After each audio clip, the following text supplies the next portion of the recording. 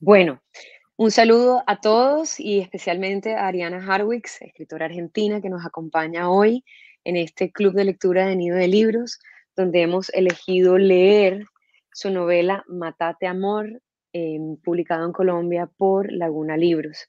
Gracias, Ariana, por darnos este espacio a los lectores del club.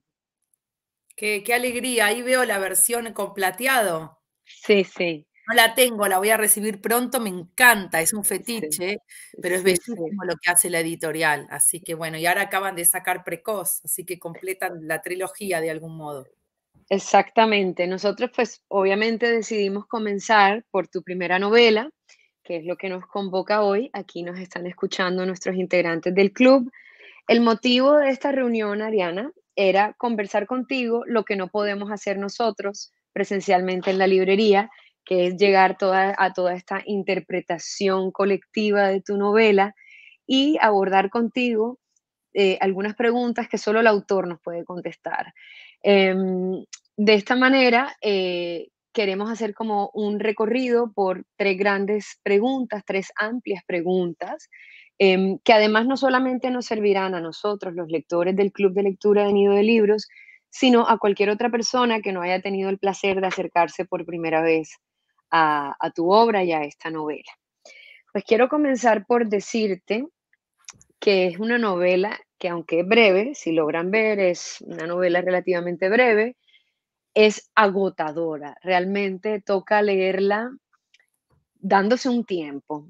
Em, no solamente por la voz que adopta el personaje, es decir, por la manera en que está narrado, de esta manera como si fuese un torbellino, es muy visceral, sino que de alguna manera también es una novela que siempre nos está confrontando en cómo debemos sentir y casi como qué lado debemos tomar, si el del personaje, si empatizar con ella, si culparla.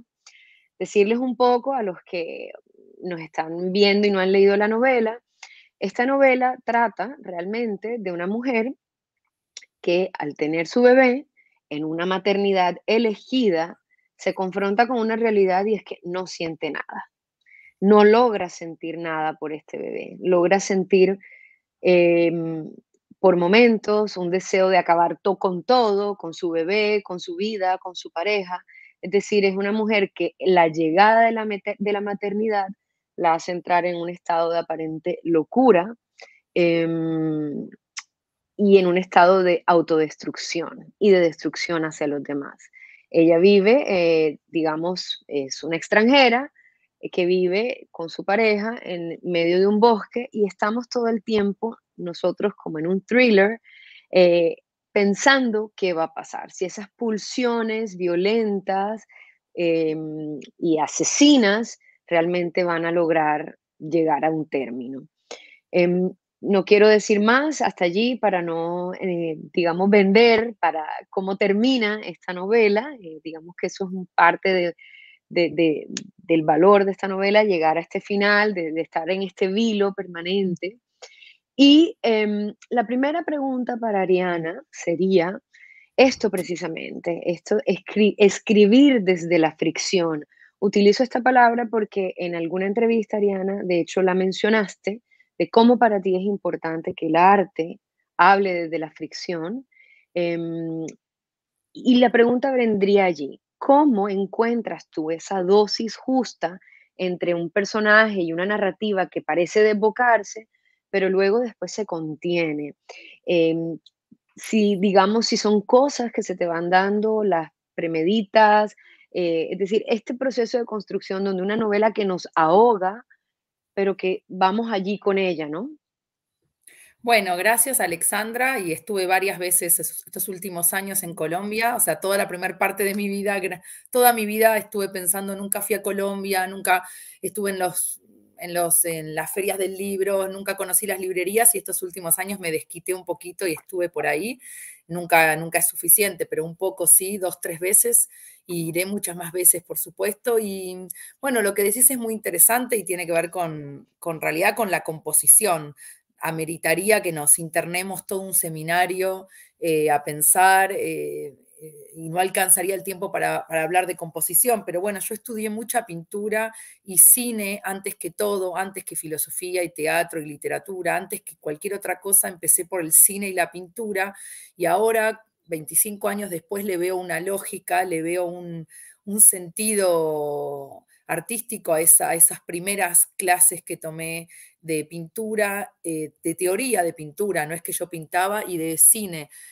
Sí, creo que me enseñaron todo lo que pude después aplicar en Matate Amor 20 años después, 25 años después, de composición. Es decir, vos decís intuitivamente cómo haces para lograr un equilibrio, una dosificación entre lo visceral, uso tus palabras, lo descarnado, la locura, y un cierto orden, un cierto rigor, una cierta contención. Eso me lo dio estudiar pintura, por ejemplo, en cualquier periodo, ¿no? Puede ser el clásico, el barroco, puede ser las vanguardias, puede ser, da igual. Es decir, que vos ves un cuadro, no sé, si estuviéramos juntas te mostraría cuadros que tengo acá de libros, y no sé, Caravaggio, y ves esos gritos y esos cuerpos desnudos y musculosos y sangrientos, y sin embargo todo cabe adentro de un cuadro, lo podés leer, lo podés pensar, no por compararme con Caravaggio, pero si uno mira a los grandes.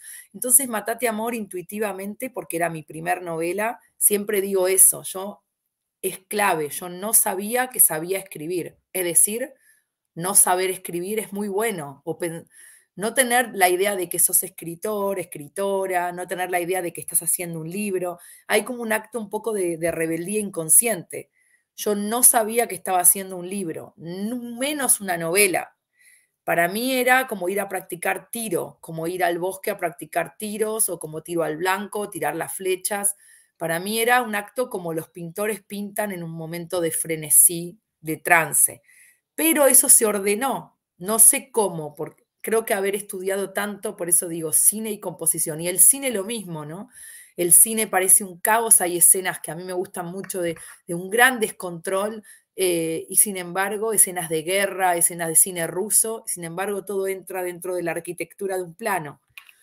No sé si responde a tu pregunta, pero sobre composición es un poco eso, es tener esa noción cinematográfica y pictorial, digamos, pictórica, aplicada a la literatura, ¿no? Perfectamente, ahora que lo dices, tiene todo el sentido.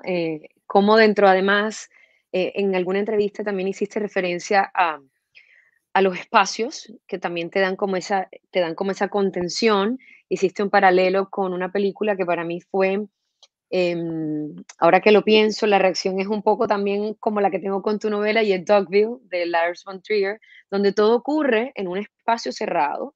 Y aquí pasa un poco, a pesar de que estamos en el campo, realmente el personaje tiene unas coordenadas muy específicas donde ocurre la acción. Es la casa, el bosque, con unos puntos de fuga muy específicos. Y eso incluso hace que sea quizás hasta más temeroso, ¿no? Porque estamos confinados a un espacio donde todo es relativamente igual, doméstico, y ahí está lo macabro un poco, ¿no? Cómo sentirse fuera de lugar dentro del lugar propio. Y ahora que dices esto del cine, de la pintura, em, sí, ¿no? Tiene eso. Em, de todos modos, también hay un tema que es el lenguaje, ¿no? El lenguaje,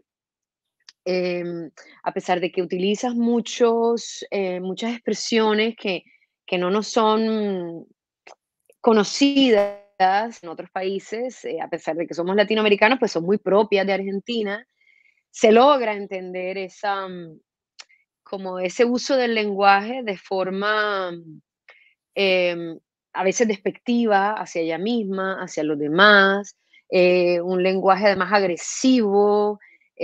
Decía por eso que a veces toca como coger un poco de aire, sacar la cabeza y volver a sumergirse en la novela, porque nos estás confrontando con un personaje con el que, por lo menos en mi caso, ahorita escucharemos a las demás lectoras, no puedo condenarla del todo, no la puedo condenar, a pesar de que entiendo su locura y digamos como esa aparente malignidad que está surgiendo en ella, no la puedo condenar del todo.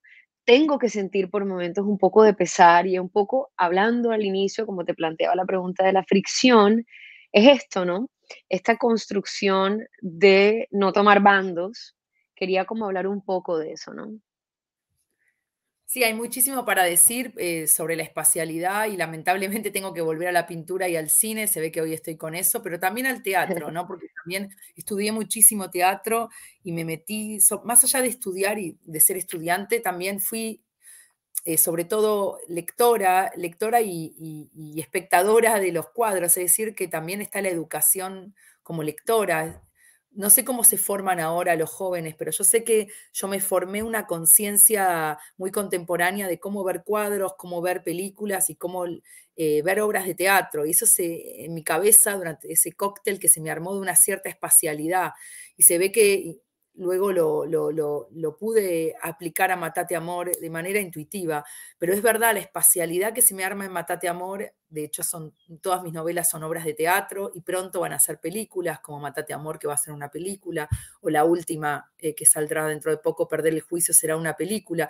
Me parece que es porque los espacios creados en esa ficción se pueden deslizar hacia el cine o al teatro, ¿no? Como hay un deslizamiento. Me gustan muchísimo esas películas que uno dice, ay, podría ser una obra de teatro, o esas obras de teatro que uno dice, ay, esto podría ser una película, porque hay algo ahí perturbador que podría ser una cosa u otra.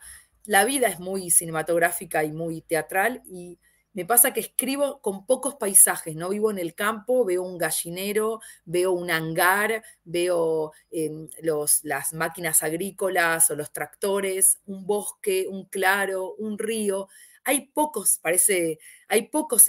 paisajes y esos pocos paisajes me alcanzan para crear, ¿no? Y respecto al personaje, trato de construir al personaje lo más corrido de la moral posible, que eso lo hablé muchas veces, porque en cuanto la moral atrapa al personaje, lo mata, o sea, lo convierte, en el caso de una mujer, por ejemplo, en una heroína o en una víctima, o en una víctima del sistema, el patriarcado, el marido, el bebé, la maternidad, o en una heroína que se emancipa, que lucha, que se independiza, que mata a todos.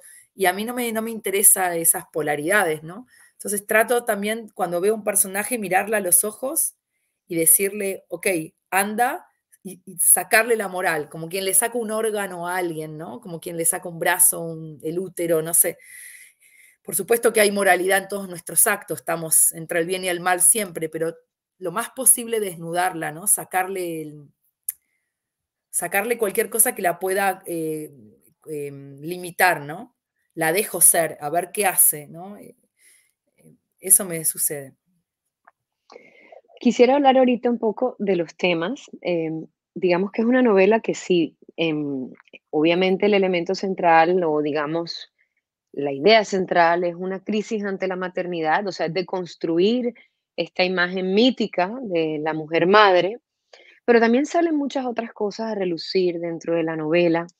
Y quisiera como preguntarte, te voy a botar un poquito como estas ideas que logramos leer de la novela y preguntarte si son, digamos, si son intencionales o si son cosas que van surgiendo. Parece una pregunta un poco ingenua, pero realmente entender un poco cómo funciona tu mente, ¿no? Es decir, la maternidad no es un tema nuevo, pero en tu tratamiento tiene unas particularidades. Entonces, entender cómo estas particularidades surgen de Ariana Harwicz. Entonces, empiezo. ¿Por qué la maternidad? ¿Por qué para Ariana Harwicz la maternidad es un tema interesante? Segundo, no solo es la maternidad, sino estas pulsiones que habitan dentro del personaje, salvajes, una animalidad, em, donde además, volvamos al escenario, aquí me voy a ir un poco, voy a botar muchas cosas, tú nos dirás sobre cuáles quieres conversar. Dentro de esta animalidad, el bosque es el escenario para ellos, el bosque como parte de esa escena que construyes como lugar para lo salvaje, para los impulsos, ese lugar limítrofe donde además ocurren muchas cosas a lo largo de toda la literatura, lo hemos visto, como un lugar promisorio de escape, pero a la vez también un lugar donde ocurren cosas horrendas. Y también hay otra parte que para mí es quizás hasta a veces más impactante dentro de la novela que la misma relación del personaje con su maternidad, y es esta pulsión entre muerte y sexo. estos deseos como tanáticos, un personaje que está invocando la muerte y pareciera que el sexo o esa sexualidad desenfrenada, animal, brusca, violenta, pareciera una forma también de invocar la muerte, ¿no? Entonces quisiera como pensar cuáles de estos temas son importantes para Ariana Bueno, y cómo también surgen. otro seminario, ¿no? Que ameritaría otro seminario. Pueden venir al bosque acá e internarse como en un monasterio, de hecho vivo al lado de un monasterio del siglo IX, a pensar estas cuestiones, ¿no? Me estás casi preguntando por la vida y la muerte. La maternidad, antes dijiste que ella no sentía nada frente a su hijo y una mañana se despierta luego de haber sido internada por su esposo, que eso también fue una trampa, ¿no? Porque le dijeron que iban como un lugar de vacaciones, de descanso, como en el siglo XIX, como si fuesen a retirarse a la montaña mágica o a esos baños termales para asmáticos o a un hospicio y sin embargo era un lugar de encierro, ¿no? Pero ella una mañana se levanta, y no me acuerdo en qué capítulo, en cómo dice, pero se levanta y descubre que, y se horroriza ella misma de que no siente nada. Es una mañana, es por momentos, no es que no sienta nada por su hijo. No, la maternidad me interesa porque descubrí que en realidad lo descubrí viviéndolo, que es como una obra de teatro ser madre, pero no es que no fuera un tema de los antiguos, de los griegos, siempre está la maternidad en la literatura, en los cuadros, en la religión, está siempre, pero, pero cuando lo viví sentí este horror de que se me abría el piso en mis pies, se me desmoronaba toda, casi exagerando la cultura, se me desmoronaba la cultura y por ende el lenguaje, los comportamientos sociales, y dije, llevándolo al extremo de la tesis, dije, la maternidad es una impostura, es una obra de teatro, hacemos de madres. Bueno, también hacemos de esposas, pero la maternidad es más radical. Hago de madre, dar el pecho, preocuparme, moverme en una plaza, llevar al hijo a la calecita, darle, como dicen, darle una infancia para que el hijo tenga infancia.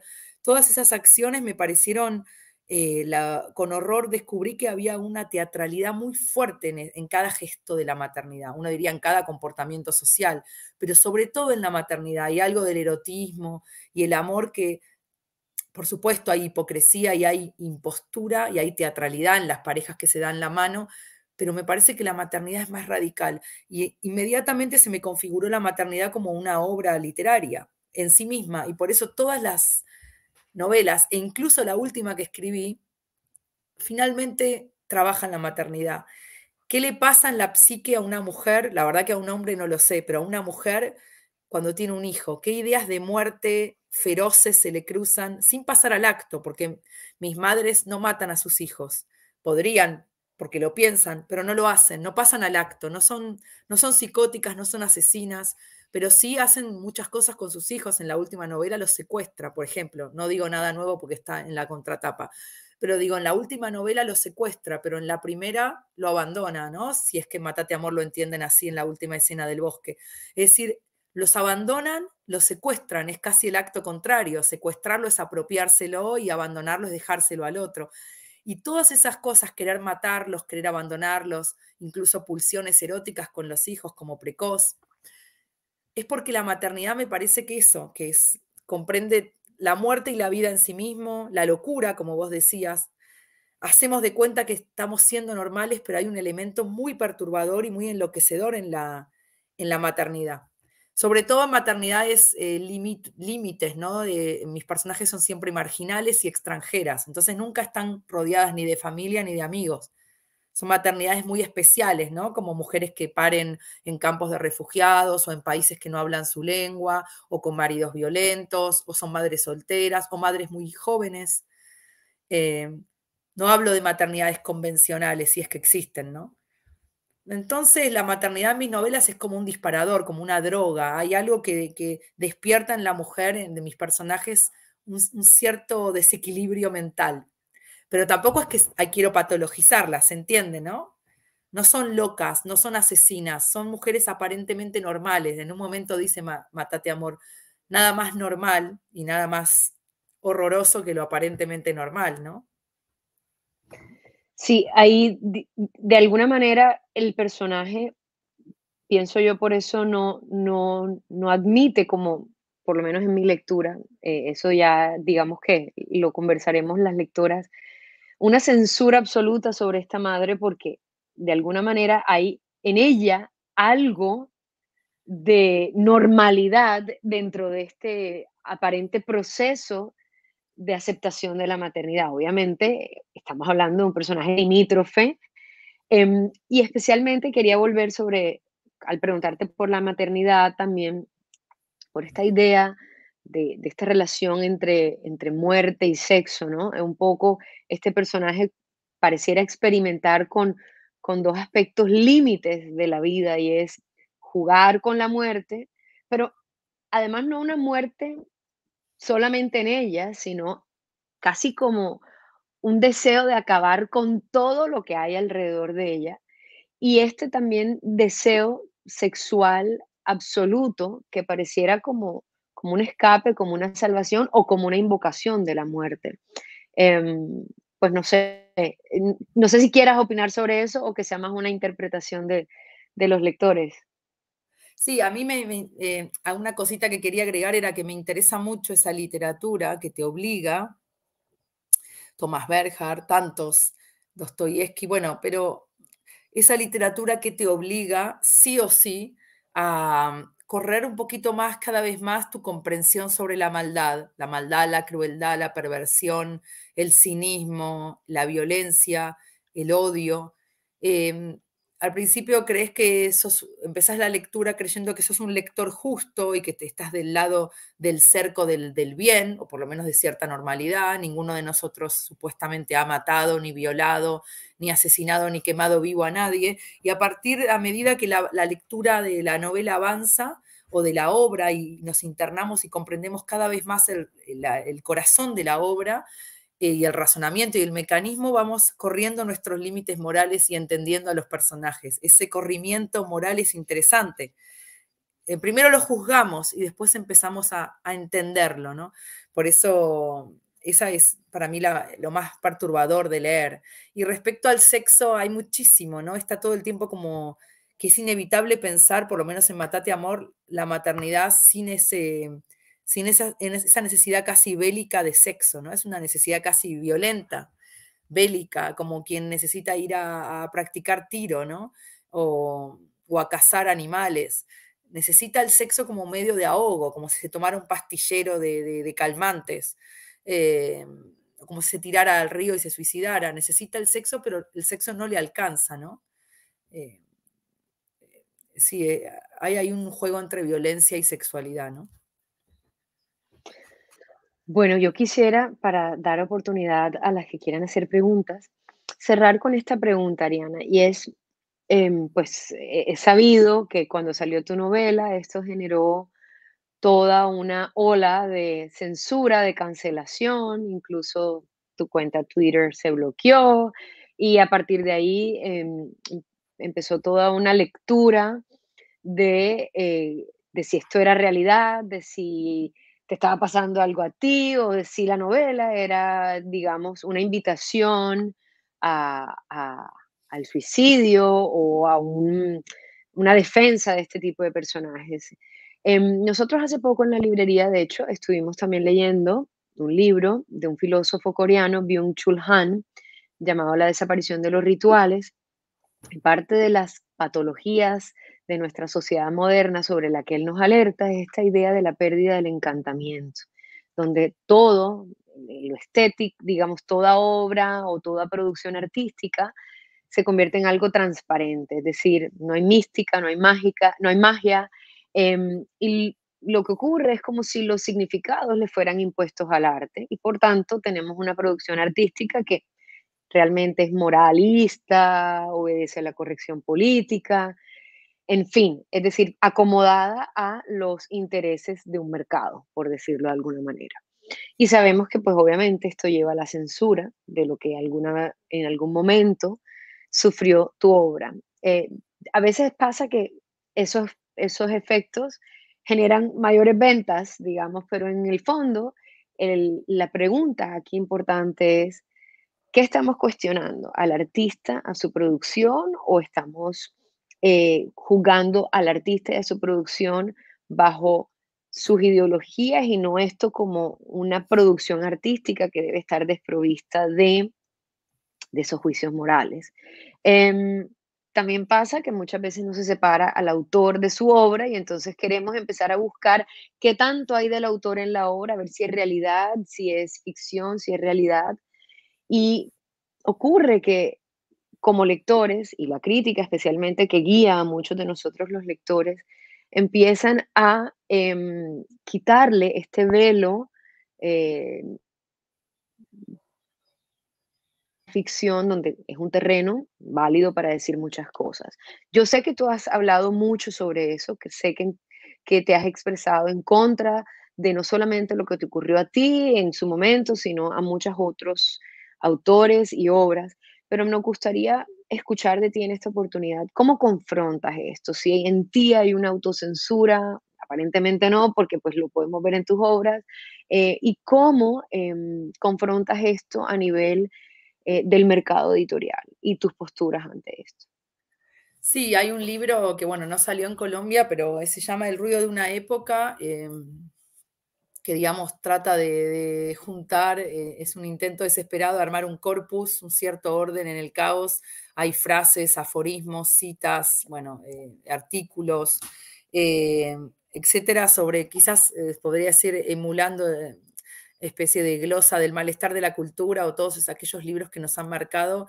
Y bueno, es el ruido que escuché estos últimos años estando dentro del campo literario, que es un campo político como cualquier otro, como entrar en la política o en el campo de cualquier otra disciplina. Es un campo de donde se puede ver la época, apreciar sus miserias, sus cinismos, sus hipocresías, su doble moral, y también lo que ha podido fabricar de nuevo o no, reinventar o no esta época. Siempre estamos viendo épocas pasadas, pero esta es la nuestra.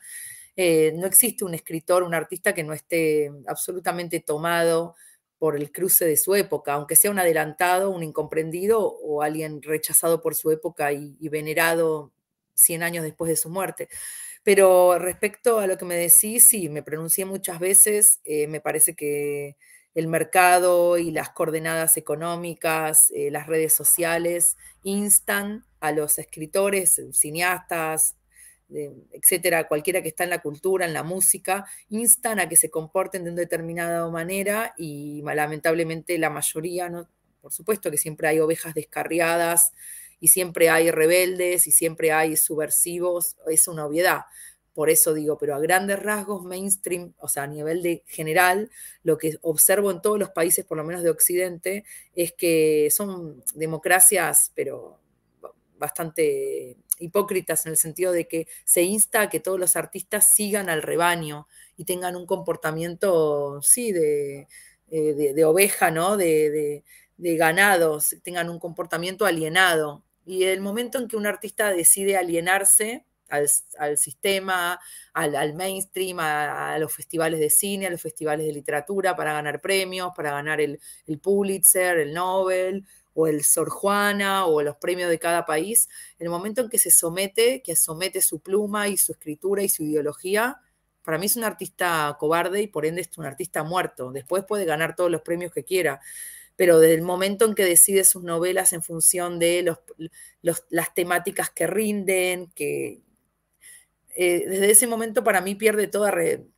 respeto. A mí me gustan los autores que han sido por ahí odiados en su época, que han generado escándalos. Así que bueno, y eso se ve, por ejemplo, cuando observas que casi todos los escritores hablan igual, aunque hablan en diferentes idiomas, pero usan las mismas palabras, tienen las mismas posturas políticas frente a determinadas guerras, lo que está bien y lo que está mal. Y si no, bueno, es que el peligro es la muerte social, ¿no? Como decías antes, que te cancelen, que te censuren, que veas en Twitter que sos tendencia o no tendencia si no sos famoso, pero que veas que pones tu nombre y te están insultando y te llaman comunista de mierda o capitalista de mierda o sionista de mierda. Siempre el artista tiene miedo de ser llevado a la muerte social, ¿no? Porque es el fin. No te están matando, pero hay una muerte simbólica. Así que bueno, hoy en día más que nunca los artistas, los novelistas, los escritores tienen la posibilidad de elegir quiénes van a ser, ¿no? Y respecto a cómo se lee mucho desde la identificación. Voy a escribir, esta autora escribe novelas feministas, la autora debe ser feminista, tal vez no. Es decir, se tiende a ese error de lectura, ¿no? Hay una frase que me gustaría compartir que leí en una entrevista, quizás fue hace, debe ser de mucho tiempo atrás, porque fue recién salió la novela, y dijiste algo que para mí fue maravilloso, porque creo que gran parte de lo que nosotros como lectores buscamos en la experiencia de la lectura es vivir a través de la literatura experiencias que en la vida real no estaríamos dispuestos a vivir o no podemos vivirlas porque no accedemos a ellas de una u otra manera. Y dijiste en algún momento, mi impulso de ir a la escritura fue para no hacer en la vida algo ilegal, terrible. Quise tratar de vivir esa vida que no puedo vivir y transgredir en la escritura. Resulta que se asocia el narrador con el autor y se da esa confusión que es a veces un poco peligrosa. En la vida real respeto el semáforo y no ando por allí violando, robando, matando. Para la vida es necesario ese comportamiento ético, justamente para dejarle al arte el exceso. Esa última parte me parece maravillosa, dejarle al arte al exceso, hablando un poco de esto de la necesidad del encantamiento, ¿no? De vivir a través de la literatura, esa parte desaforada, cruenta, malvada, perversa, pulsiones que en unas personas están más presentes que en otras, pero están allí al fin y al cabo. Y me parece maravilloso eso que dices, Ariana. Así que muchas gracias. Aquí tenemos una pregunta de una de nuestras lectoras. La voy a leer. Dice, te preguntan si había una intención consciente de oscurecer la atmósfera de la novela usando un lenguaje hermético o con términos poco cercanos al lenguaje cotidiano. Bueno, muy buena pregunta porque habla en el fondo de esta voluntad de entender una obra en todas sus facetas, en todas sus capas de sentido, que siempre son muchas, y cuanto mejor es la obra, más tornasolada es. Cuanto mejor en la obra, más entendés cosas nuevas cada vez en las relecturas o cuando pasa el tiempo.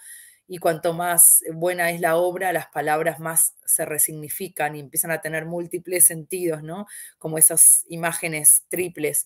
No hubo una voluntad deliberada en absoluto, porque eso sería pensar en una cuestión programática de, bueno, voy a hacer una historia sencilla, una mujer, la infidelidad, Madame Bovary contemporánea, el niño, el campo, lo opresivo, y voy a darle, bueno, un lenguaje un poco literario trabajado para contrarrestar con el paisaje agreste o muy llano. No, eso así no se fabrica una obra, o así no se fabrica una obra que no sea mala.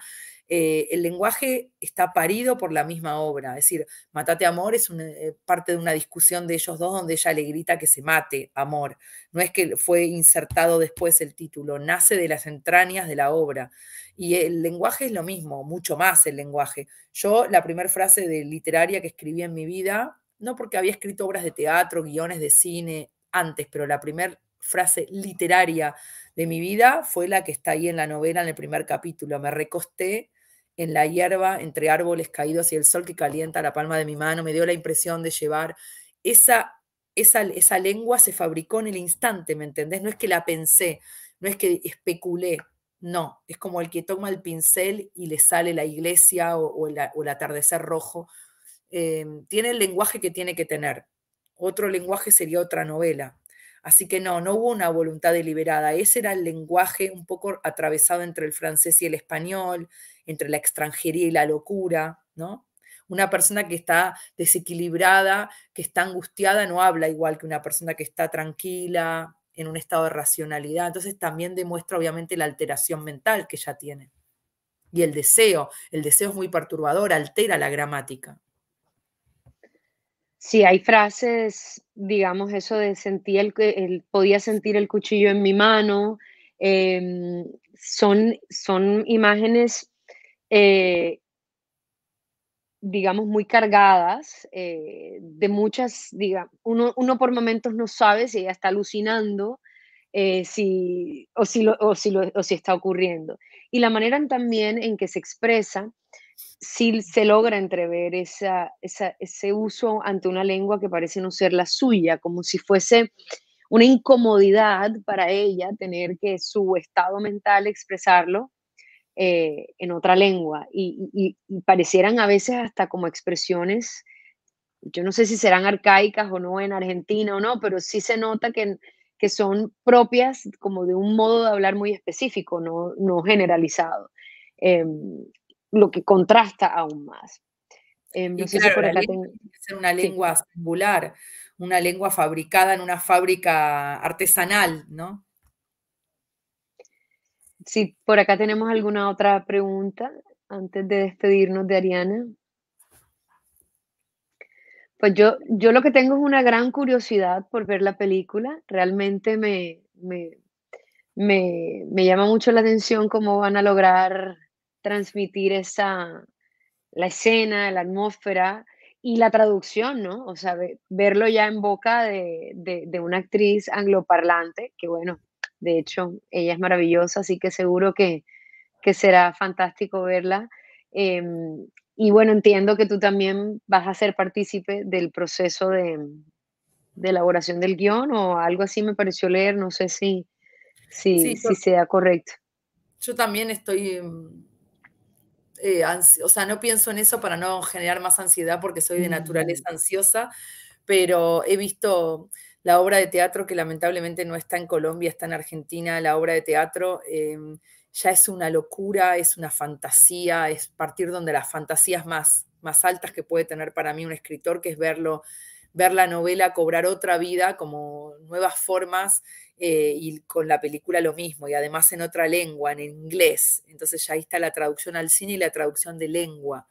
Y sin embargo, creo que sí, creo que va a ser maravillosa porque lo entendieron de una manera tragicómica, ¿no? Humor negro y a la vez una gran angustia, una mezcla. Y bueno, ahí están, está en proceso todo eso, así que veremos. Estaremos expectantes. Ariana, muchísimas gracias.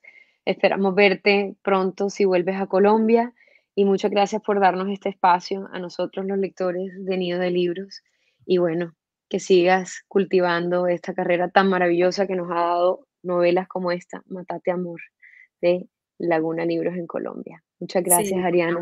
muchas gracias, Alexandra, y a todas. Gracias. A ti.